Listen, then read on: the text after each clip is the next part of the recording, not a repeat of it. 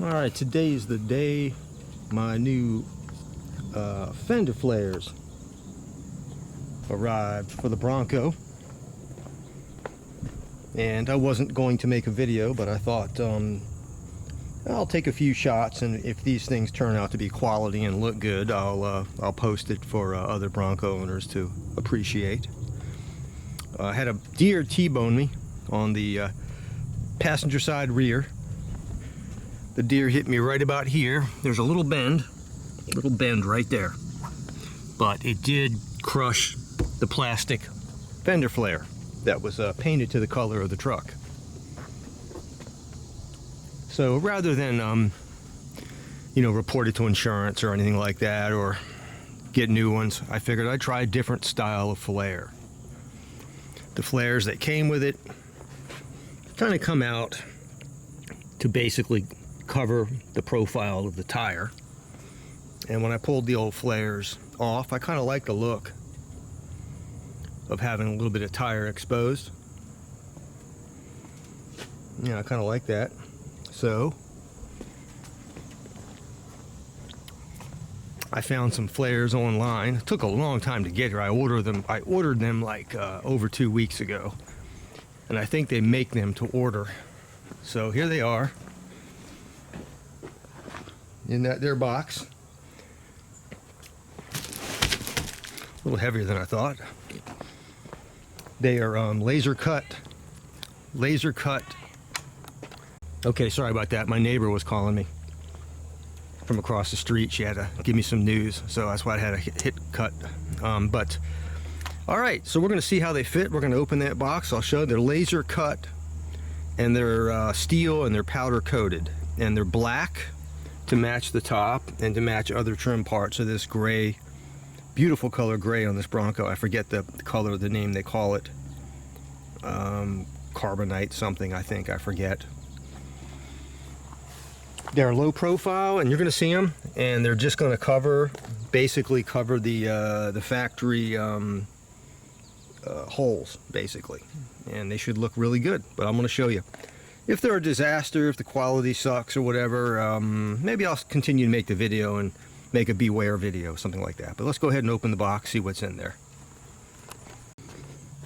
All right, well, here they are. Quality looks okay.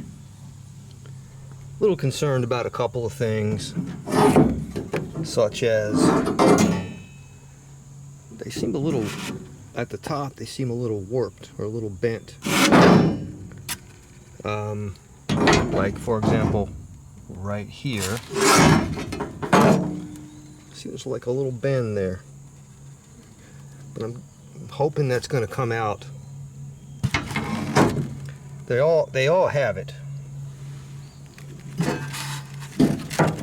I'm hoping that's going to come out without affecting the finish. Without chipping off the finish when it gets bolted on. That one's got it a little bit right there. And the hardware kit looks like decent quality hardware. The instructions really don't say much, just basically says put it on.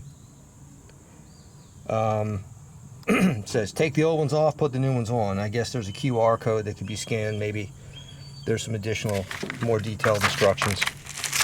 The other side's just an itemized list of what the kit includes. So you need a 5mm Allen. But I don't think I think it's pretty self-explanatory how to install it, so I'm going to go ahead and give it a whirl, and I'll show you what I'm doing along the way, and I hope those bends come out. I don't think they're intentional, but we'll see. It's just part of the manufacturing process, I hope, and I hope they come out, again, without, when you unbend metal and it's been finished, sometimes the finish will chip off because of plastic deformation of the metal, changes the surface area of the metal, and the finish is going to chip off. And if it does, I'm going to send these puppies right back. But we'll see. All right, I'm going to begin the installation process. and we'll see how it goes. I'm going to start with the rear. The front kit comes with these special plates that are needed, and I'll show you where they go at some point. But the rear kits don't need it. And so yeah, we'll get started. So in order to get back in there, I've got Allen machine screws and nuts, and I guess to get back in there to hold the nuts, we're going to need to remove the wheel well lining, or at least just the front part of it, so I can get my hand back there, put the nut in. So we have some body hardware here, and then the plastic hardware here, there, and there, that are going to have to be removed just to get my hand behind this thing right here. So that's going to be the first part. Okay, here's what we look like. Just use a nubby screwdriver for these guys here. Unscrew the middle down a little bit, pull it right out. And for, oh geez, there it is. For the one actual piece of hardware that goes in there, that would be a, well, I used a 9/32. Maybe it's metric, maybe I used the wrong one, but that seemed to fit. Alright, so we're loose and free. I can get access to the holes, whichever ones we're going to use. I'm not sure which ones we're going to use yet. I believe that's going to be one of them there too. Alright, I'm by myself today without a tripod, so I'm going to get the process started here, and I'll show you as we go. Okay. I haven't put up the wheel well, I haven't put on the wheel well fasteners yet, but there it is. Pretty easy, except for one of the machine screws. Indeed, 5mm. The flat face of the nuts are kind of knurled, so once you get these finger tight, you won't even need to get back there to hold the nuts. You just tighten them down with the 5mm, and they're going to hold place. You don't even need to get a wrench back up in there, which is nice. This one here is a nightmare, getting that nut back up in there, because there's a bunch of, you know, this was designed for one of those little plastic inserts. It wasn't designed to get your finger back up in there. There's some kind of a labyrinth of plastic or something back up in there that makes it almost impossible to find that hole from the inside, and it's so tight back in there. The nut kind of sits offset, so you got to really finagle it to get that in there. That's really, really tough.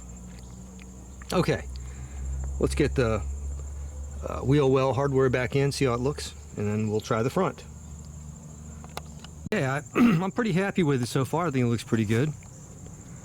Kind of chasing a storm. The storm's chasing me, maybe.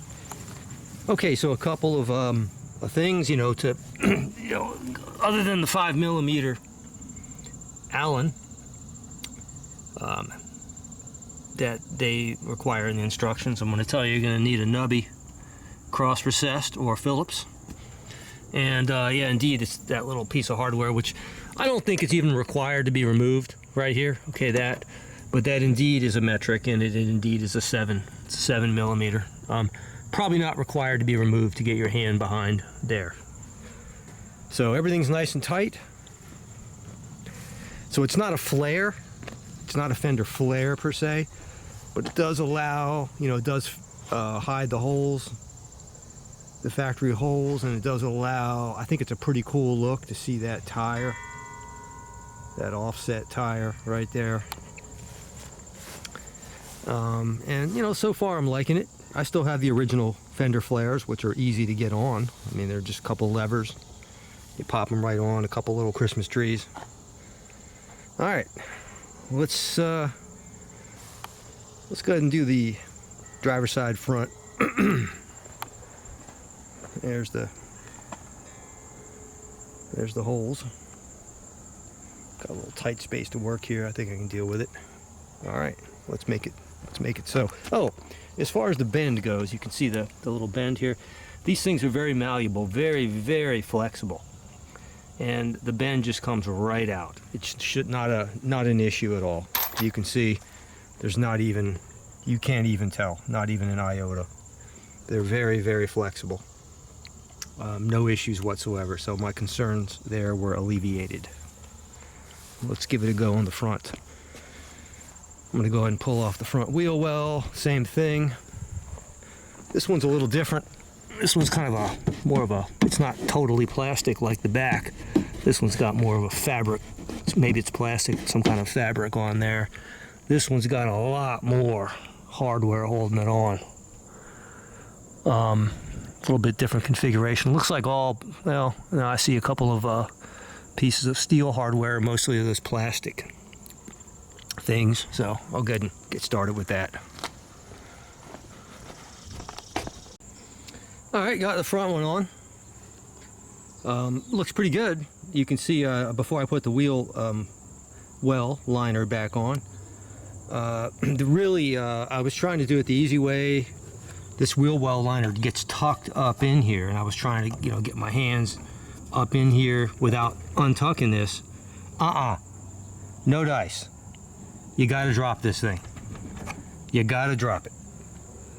So that means removing more fasteners, than you'd really want to, but there's no other way to do it without screwing something up or dropping some of the nuts behind here, behind the liner.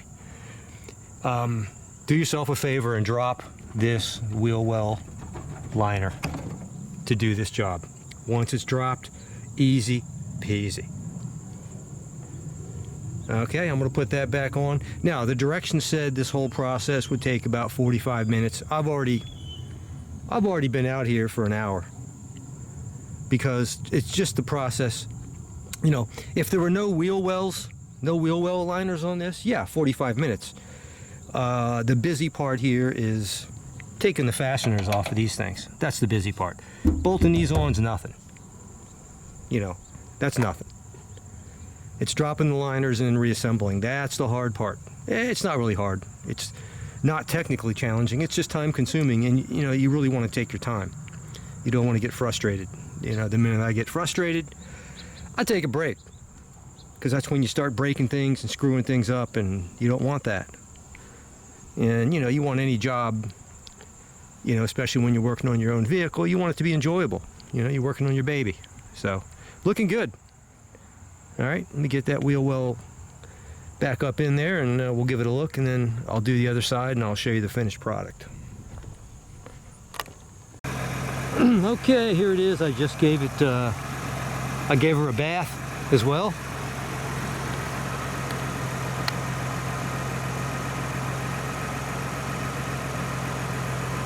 So she just had a bath.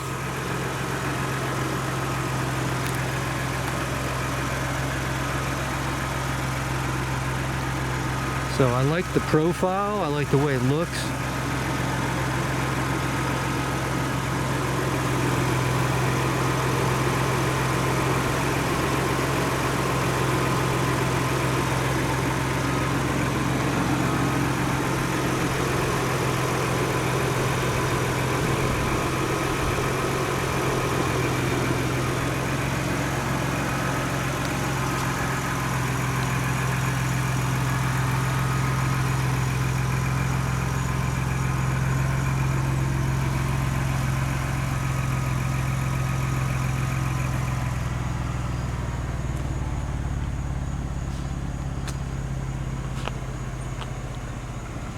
You hear that engine change sounds there?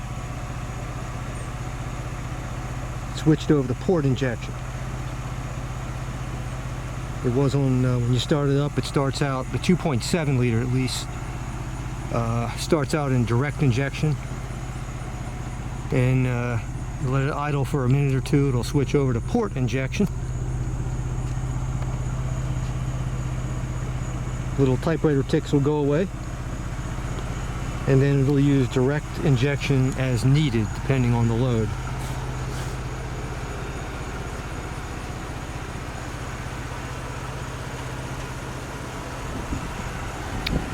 This is a non-Sasquatch package.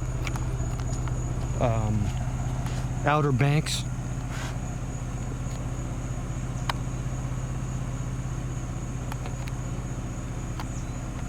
It looks really good, I think. We'll have to see if it grows on me. Well, it doesn't need. I kind of like it. I'm digging it. So all in all, I'm going to wrap this up. All in all, I'll say this. In the video, I'll tell you the manufacturer. I'll show you the website. I'll tell you the cost.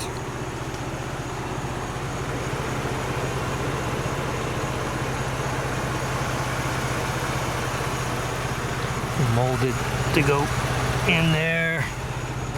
Back here, they're molded to kind of go in there. And I think they were $119 for all four of them. Not bad. The fit was just fine. Installation was fairly easy, except for on the rear, these last two machines and the nuts were very challenging. And as far as the wheel wells, the wheel well liners, the front ones were kind of challenging. I mean, nothing technically challenging, just labor intensive to drop them enough to get those machine screws and Allen screws and bolts and nuts in. But I like it. There you have it. I'm gonna take it for a ride right now. Now that she's nice and clean and shiny. Stereo Police.